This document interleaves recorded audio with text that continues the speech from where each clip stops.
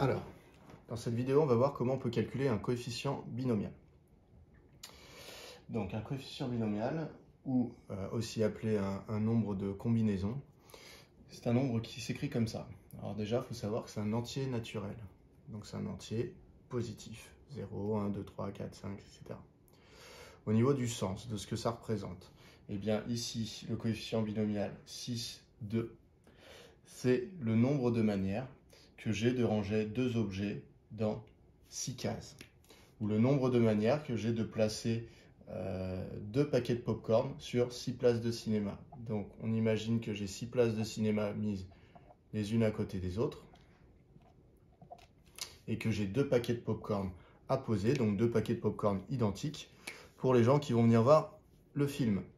Eh bien, le nombre de manières que j'ai de placer mes deux paquets de pop-corn sur ces 6 places, eh bien, en fait, c'est ce nombre de combinaisons. Donc, je peux mettre le paquet de pop-corn ici et ici. Je peux mettre les paquets de pop-corn ici et là. Je peux mettre les paquets de pop-corn ici et là. Donc, vous voyez, il faudrait que je fasse toutes les possibilités. Donc, deux ici, ici, ici, et ainsi de suite. Donc, je vais faire avec la formule générale. La formule générale que vous avez dans votre cours, c'est donc factoriel 6, je vais revenir sur ce que c'est, divisé par factoriel 2 fois 6 moins 2 factoriel. Donc là, dans cette vidéo, je ne suis pas encore vraiment sur expliquer pourquoi cette formule, mais plutôt comment je l'applique. Donc là, vous avez besoin de connaître le sens de ce que c'est qu'un nombre de combinaisons, et ensuite on applique la formule. Alors, qu'est-ce que ça nous donne? Factoriel 6, donc il faut savoir que ce qu'on appelle le factoriel d'un entier naturel, c'est ce nombre, cet entier naturel, multiplié par tous les entiers naturels qui lui étaient inférieurs, excepté 0, bien entendu, sinon tous les factoriels donneraient 0. Donc 6 fois 5 fois 4 fois 3 fois 2 fois 1. On appelle ça aussi un nombre d'arrangement de 6 objets. On reviendra là-dessus dans une autre vidéo. Donc, il faut retenir ça. Factoriel 6, c'est 6 fois 5 fois 4 fois 3 fois 2 fois 1. Donc, finalement, si je fais mon calcul, ça donne 6 fois 5 fois 4 fois 3 fois 2 fois 1, divisé par factoriel 2. Donc, factoriel 2, de la même manière, c'est 2 fois 1. Puisque 2 n'a qu'un entier naturel en dessous de lui différent de 0, c'est 1. Donc finalement, ça donne 2 fois 1, fois, c'est le multiplié qui est là, et 6 moins 2 factoriel. Alors 6 moins 2 factoriel, donc déjà on peut faire le calcul, ça fait 4, ça fait factoriel 4. Et donc factoriel 4, eh bien c'est 4 multiplié par les entiers naturels qui lui sont inférieurs différents de 0, donc fois 3, fois 2, fois 1. Donc ici, ça fait 2 fois 1, c'était factoriel 2, fois, qui est ici, 4 fois 3 fois 2 fois 1. J'efface donc celui-là. Cela me donne. Alors là, le principe, c'est de faire des simplifications avant de calculer. Donc, bon, les 1, je peux les simplifier, mais bon, vous savez très bien qu'en multipliant par 1, ça ne change rien. Donc, j'ai un 2 là, je peux simplifier ici. J'ai un 3 ici, je peux simplifier avec lui. J'ai un 4 que je peux simplifier avec le 4. Alors, je peux simplifier parce que je n'ai que des multiplications. Je vous rappelle que s'il y avait des additions ou des soustractions au numérateur et au dénominateur, je ne pourrais pas simplifier. L'opération principale pour une simplification doit être la multiplication, que ce soit au numérateur ou au dénominateur. Ensuite, qu'est-ce qu'il me reste ici? Il me reste 6, donc divisé par 2, je pourrais le faire, ou sinon vous faites 6 fois 5, 30. 30 divisé par 2, 15. Donc en fait, si on repense au paquet de pop-corn et à mes places de cinéma, en fait, j'ai 15 possibilités pour ranger mes paquets de pop-corn sur mes places de cinéma. Alors, je viens de dessiner ici je vais plutôt faire mes 15 possibilités, mes 15 manières de placer mes 2 paquets de popcorn quand j'ai 6 sièges de cinéma devant moi. Donc là, il y a 1 siège, 2 sièges, 3 sièges, 4 sièges, 5 sièges, 6 sièges. Donc là, j'ai les 6 sièges. Là, il y aura une deuxième possibilité. C'est à nouveau mes 6 sièges, mais les paquets de popcorn vont être placés à un autre endroit. Et ainsi de suite. Donc j'ai fait 15 traits qui vont représenter mes 15 possibilités. Je vais essayer de toutes les dessiner. Une manière de ne pas en oublier, c'est de se dire, je vais d'abord faire toutes les possibilités où j'ai un paquet de popcorn sur le premier siège. Donc, imaginons que j'ai un paquet de popcorn sur le premier siège. Qu'est-ce qui peut se passer d'autre? Mon deuxième paquet de popcorn, il peut être soit juste à côté, soit être sur le troisième siège, soit être sur le quatrième siège, soit être sur le cinquième, soit être sur le sixième. Donc là, ici, j'ai fait toutes les possibilités où le premier siège aurait un paquet de popcorn. Donc maintenant, je vais passer aux possibilités où, où le premier siège serait vide. Puisque j'ai déjà fait toutes les possibilités où il serait avec un paquet de popcorn. Donc, je laisse le premier siège vide et je mets un paquet de popcorn sur le deuxième. Je vais faire toutes les possibilités ainsi. Donc, le deuxième peut être sur le troisième siège, ou sur le quatrième, ou sur le cinquième, ou sur le sixième. Là, j'ai fait toutes les possibilités avec le premier vide et le deuxième plein. Ensuite, je vais passer à toutes les possibilités où mes 2 premiers sièges sont vides, puisque pour l'instant, je ne les ai pas faites. J'ai fait toutes les possibilités où il y avait l'un des 2 sièges qui était plein et la possibilité où les 2 sièges étaient pleins. Donc désormais, je prends quand ils sont vides et je complète. Du coup, je mets un paquet de popcorn sur le troisième. Le deuxième peut être sur le quatrième siège ou sur le cinquième ou sur le sixième. Là, j'ai fait toutes mes possibilités, vous êtes d'accord, hein, je ne remets pas de paquet quand je remplis le troisième siège, je n'en remets pas devant, parce que si j'en remets devant, je retombe sur une des combinaisons, ce sera soit celle-là, soit celle-là. On continue, on a fait toutes les possibilités avec le troisième siège plein, donc on passe au quatrième en laissant les 3 premiers vides, donc soit ce sera sur le cinquième, soit ce sera sur le sixième. Là, j'ai fait toutes les possibilités avec le quatrième siège plein. Pourquoi? Parce que ici, il y a quand ça complète les 2 suivants, mais quatrième siège plein, il y avait aussi cette combinaison-là où c'était le troisième qui allait avec. Il y avait aussi cette combinaison-là où c'était le deuxième qui allait avec. Et il y avait aussi cette combinaison-là où c'était le premier qui allait avec. Donc en fait, je les ai bien toutes faites avec le quatrième siège plein. Donc maintenant, il me reste à mettre sur le cinquième siège. Et dans ce cas-là, le deuxième paquet de popcorn, j'ai pas le choix. Je le mets sur le dernier. Donc voilà les 15 configurations possibles. Donc si jamais vous arrivez au cinéma, que moi j'ai placé sur les 6 sièges de ma salle 2 paquets de popcorn, il n'y a pas le choix. Si j'avais pas mis 2 paquets de popcorn sur le même siège, évidemment, je n'avais pas dit que j'avais pas le droit, mais donc je vous le dis maintenant. Eh bien, vous tomberez, quand vous rentrerez dans la salle, sur une de ces 15 possibilités. Il n'y en a pas d'autres. Voilà. Donc voilà comment on calcule 2 parmi 6. Donc le nombre de combinaisons, 6, 2.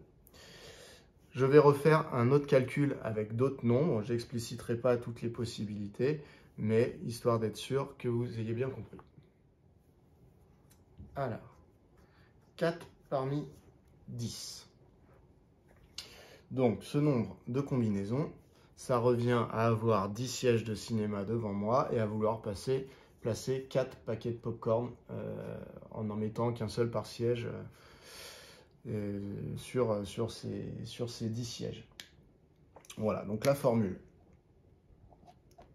c'est factoriel 10 sur factoriel 4 fois factoriel 10 moins 4. Donc si j'écris ce que c'est, factoriel 10, c'est 10 fois 9 fois 8 fois 7 fois 6 fois 5 fois 4 fois 3 fois 2 fois 1. Donc vous voyez que quand on est sur des grands nombres, ça commence à être un petit peu long à écrire. Ensuite, factoriel 4. 4 fois 3 fois 2 fois 1 multiplié par. Alors 10 moins 4 factoriel. 10 moins 4, donc factoriel 10 moins 4, ça vaut factoriel 6. Puisque 10 moins 4, ça fait 6. Donc ça fait 6 fois 5 fois 4 fois 3 fois 2 fois 1. Donc là, beaucoup de choses se simplifient. C'est toujours le cas, hein. Il y a toujours beaucoup de choses qui se simplifient. C'est tout à fait normal.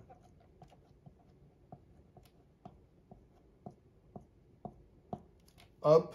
Ensuite, qu'est-ce qu'il me reste d'autre? Alors là, je peux simplifier aussi d'autres petites choses. Si je dois faire le calcul de tête, eh ben, j'aurais tendance à simplifier encore. Vous voyez, 4 fois 2, ça fait 8. Donc, je peux simplifier le 8 qui est là. Donc, je répète, 4 fois 2, 8. Donc, c'est comme si j'avais 8 fois 3 ici. Donc, je peux simplifier le 8 avec le 2 et le 4. Ensuite, je peux encore imaginer que le 3, je simplifie avec un des 3 qui compose le 9, parce que 9, ça s'écrit 3 fois 3. Donc, en réalité, si j'imagine que le 3, je le simplifie avec un des 3 du 9, parce que 9, ça vaut 3 fois 3. Alors, si vous voulez, j'écris 10 fois 9, je l'écris 3 fois 3. Fois, du coup, il n'y a plus de 8, il reste le 7. Donc, ça fait 10 fois 9 fois 7. 10 fois 9 fois 7. Et en dessous, j'ai 3 fois 1, donc 3. Donc, au final, je peux simplifier le 3 du dénominateur avec un des 3 du numérateur. Et donc là, je peux faire mon calcul. Donc, 10 fois 3 fois 7. Alors, 3 fois 7, 21. 21 fois 10, 210. Il y a donc 210 combinaisons possibles. Alors, vous imaginez bien que je ne vais pas m'amuser à vous les dessiner. Donc, vous voyez, le nombre de combinaisons devient très très grand assez rapidement. Voilà. Alors, petite explication quand même de pourquoi on a besoin de ces coefficients binomiaux dans les lois binomiales. Eh bien, je vous rappelle que une loi binomiale, déjà, c'est une loi qui va permettre de compter les succès quand on a réalisé un certain nombre d'épreuves de Bernoulli qui sont identiques et indépendantes. Une épreuve de Bernoulli, petit rappel, c'est une épreuve en probabilité pour laquelle il y a deux issues possibles, ce qu'on appelle le succès et l'échec. Et donc, on a une certaine probabilité qui est définie d'avoir le succès. Et donc, c'est la même épreuve ici que j'ai répétée 3 fois de suite. Donc là, vous voyez, j'ai enchaîné 3 épreuves de Bernoulli qui étaient identiques et indépendantes les unes par rapport aux autres. Dans ce cas-là, lorsque je compte le nombre de succès, je peux remarquer que, par exemple, la probabilité d'avoir, si j'appelle x la variable aléatoire qui me donne le nombre de succès, eh bien, je me rends compte, par exemple, la probabilité d'avoir 2 succès exactement. Alors, je peux regarder les branches où il y a 2 succès. Alors, je peux commencer par noter combien il y a de succès au bout de chaque branche. Donc là, succès, succès, succès, il y en a 3. Là, succès, succès, échec, il y en a 2. Ici, succès, échec, succès, il y a 2 succès. Succès, échec, échec, il n'y a que 1 succès. Échec, succès, succès, 2 succès. Échec, succès, échec, 1, 1 et 0. Donc, vous voyez, souvent, on fait ça à côté de l'arbre, hein, vous avez dû le voir. En classe avec moi, vous l'avez vu, c'est sûr. Si vous n'êtes pas en classe avec moi, vous avez dû le voir aussi. Donc, la probabilité d'avoir 2 succès, ça va être la somme des probabilités de la branche ici, avec la branche là et avec la branche là. Et donc, vous avez dû remarquer que sur chacune de ces 3 branches qui nous intéressent, eh bien, à chaque fois, comme il y a 2 succès et un échec, eh bien, les succès étant accompagnés d'une probabilité de 0,25 et l'échec de 0,75, eh bien, sur chacune de ces 3 branches, en fait, vous ferez le même calcul. Vous allez multiplier 0,25 avec 0,25 avec 0,75. Sur l'autre branche, 0,25 fois 0,75 fois 0,25. Et sur la dernière, 0,75 fois 0,25 fois 0,25. Donc, en fait, dans les 3 cas, vous avez fait quel calcul? Eh bien, il y avait 3 branches sur lesquelles il y avait marqué 0,25 fois 0,25 fois 0,75. Donc, en fait, il y avait 0,25 deux fois et il y avait 0,75 une fois. Donc, ça vous donne la formule de calcul des probabilités pour une loi binomiale. C'est-à-dire que le 0,25, vous l'avez au carré parce que, tout simplement, vous l'aviez 2 fois sur la branche. Puisque vous vouliez 2 succès, forcément, vous l'aviez 2 fois sur la branche et vous aviez une fois l'échec sur votre branche. Et le 3 qui est devant correspond au nombre de branches qui contenaient 2 succès. Alors, le coefficient binomial, il se trouve ici, dans la formule. C'est le 3, c'est le nombre de branches dans un arbre à 3 étapes qui contiennent 2 succès. Donc, c'est 3, ou plutôt 2 parmi 3. Alors, pourquoi ça a un rapport avec ce que je vous ai expliqué juste avant? Eh bien, c'est l'histoire des places de cinéma. C'est-à-dire que là, quand vous jouez 3 fois de suite, à chaque fois, vous allez mettre le résultat d'une partie sur la place de cinéma. Succès ou échec, succès ou échec, succès ou échec. Et donc nous, si on observe les branches qu'on a comptées, celles où il y avait 2 succès, eh bien regardez, à chaque fois, il y a 0,25, 0,25, 0,75. En fait, le nombre de branches avec 2 succès, eh bien c'est exactement le nombre de manières de mettre les 2 succès sur ma branche. Soit, par exemple, dans la première, les 2 succès étaient en première et deuxième position, donc ici, ici.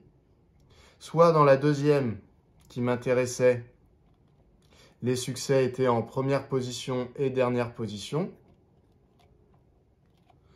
Soit dans la dernière, échec d'abord, puis succès, puis succès. Donc les succès étaient en deuxième et troisième position. Donc c'est pour ça, le nombre de branches, ça correspond au nombre de manières que j'avais de ranger mes 2 succès parmi les 3 places que j'avais, puisque j'avais 3 expériences. Donc mes 2 succès, ils arrivaient soit en première et deuxième position, soit première, troisième, soit deuxième et troisième position. Donc on retrouve exactement l'explication des sièges de cinéma, sauf qu'ici, ce n'est pas des sièges de cinéma, c'est des places sur mon arbre. Voilà le lien avec le nombre de combinaisons.